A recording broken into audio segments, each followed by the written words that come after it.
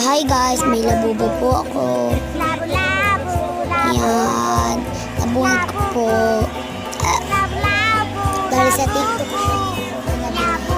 Ilalagay ko na dito. Bili po kayo. Tignan mo labubo. Labubo. Tignan niyo po. It's so cute. Hindi ko pa alam yung story nito. Comment niyo nga anong story nito. Hindi ko rin alam eh. Tungkol lang daw to sa may ano. Ma-cute. Ma-cute daw. Comment kayo kung demonyo ba to. Hindi ko alam eh. Yan. Yan ang cute. Takay ka na siya sa slime.